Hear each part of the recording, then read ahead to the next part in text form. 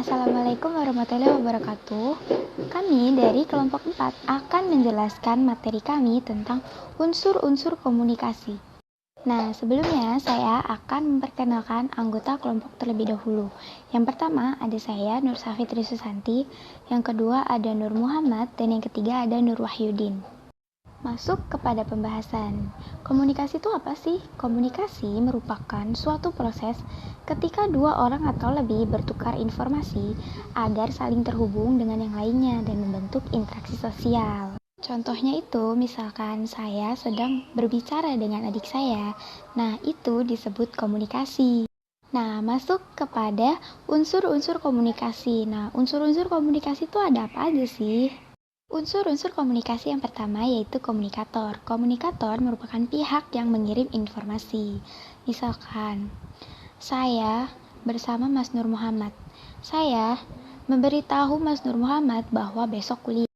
Nah, yang kedua ada pesan atau informasi. Nah, pesan atau informasi ini merupakan apa yang disampaikan oleh komunikator. Tadi kan saya bilang kepada Mas Nur Muhammad kalau besok kuliah. Nah, pesan yang saya berikan kepada Nur Muhammad adalah besok kuliah. Nah, besok kuliah itu merupakan informasi yang saya sampaikan.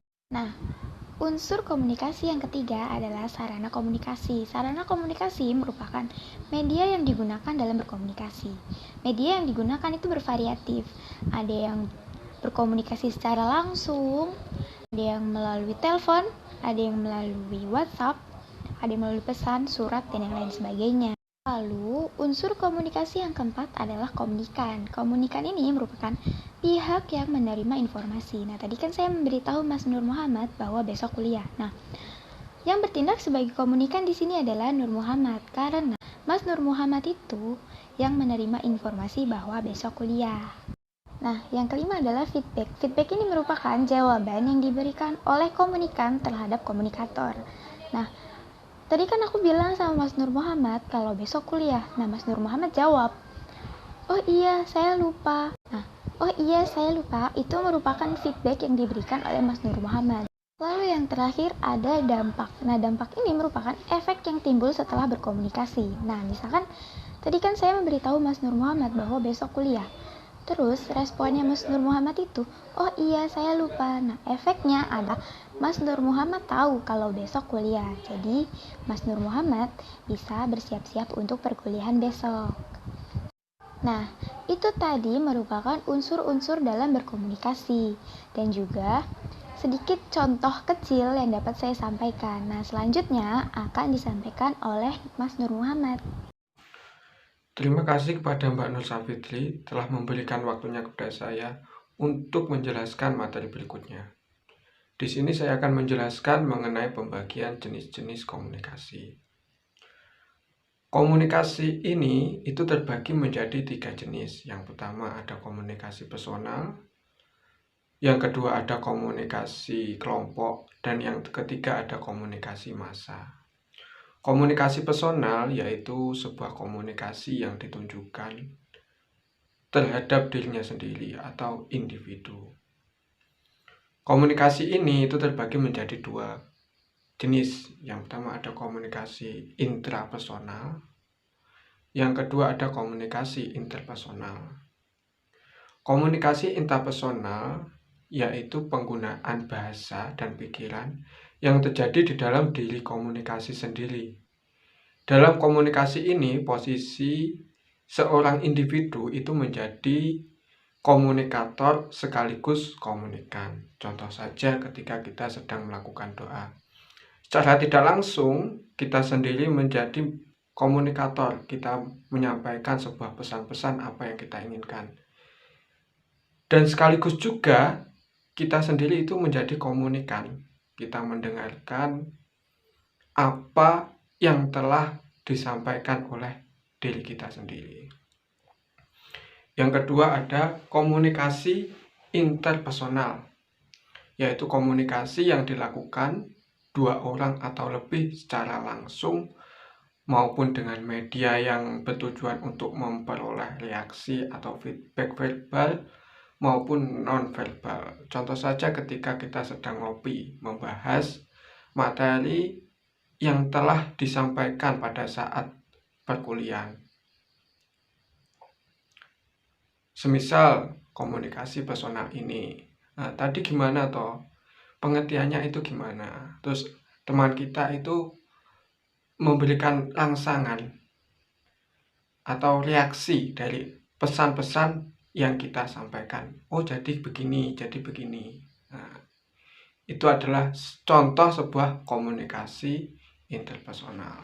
Selanjutnya adalah komunikasi kelompok.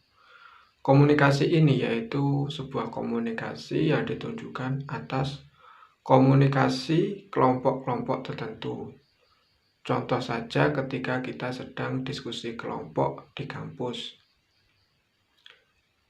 mengenai sebuah materi, yaitu semisal apa yang kita sedang bahas ini yaitu komunikasi kelompok.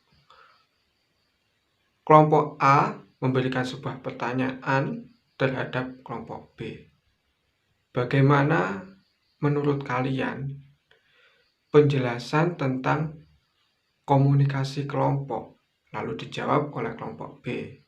Komunikasi kelompok yaitu komunikasi yang ditunjukkan atas kelompok-kelompok tertentu. Nah, mungkin ini adalah sebuah contoh kecil dari komunikasi kelompok. Yang terakhir adalah komunikasi massa. Komunikasi ini yaitu komunikasi yang menggunakan media massa atau komunikasi kepada massa. Contohnya di musim pandemi ini tentunya proses belajar mengajar secara offline ini sangatlah sulit, otomatis diperlukan media massa seperti WA, Telegram, maupun e-learning dan lain-lain untuk mempermudah proses belajar mengajar. Mungkin demikian yang bisa saya sampaikan. Untuk materi selanjutnya akan disampaikan oleh rekan kami yang bernama Mas Nur Wahyudin. Kepadanya. Assalamualaikum warahmatullahi wabarakatuh. Perkenalkan, saya Nur Wahyudin.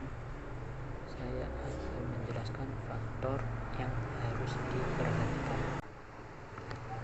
Oke, faktor yang harus diperhatikan pertama adalah pengumpulan fakta. Pengumpulan fakta, info yang dibagikan harus berupa fakta. Jadi pengumpulan fakta adalah suatu cara di mana seseorang dapat mengetahui suatu info tersebut berdasarkan pada fakta. Yang kedua ada perencanaan, yaitu berencana tentang apa yang akan dibicarakan. Jadi setelah pengumpulan fakta, yang kedua adalah perencanaan. Jadi perencanaan ini adalah hasil dari pengumpulan fakta, dan habis dari perencanaan tersebut, yang ketiga adalah komunikasi. Komunikasi yaitu informasi yang didapat dari pengumpulan fakta dan perencanaan, dan habis itu komunikasi. Setelah komunikasi ini adalah evaluasi. Evaluasi adalah penilaian dari hasil komunikasi tersebut. Cukup sekian dari kelompok kami. Apabila ada kurang lebihnya, kami mohon maaf sebesar-besarnya. Assalamualaikum warahmatullahi wabarakatuh.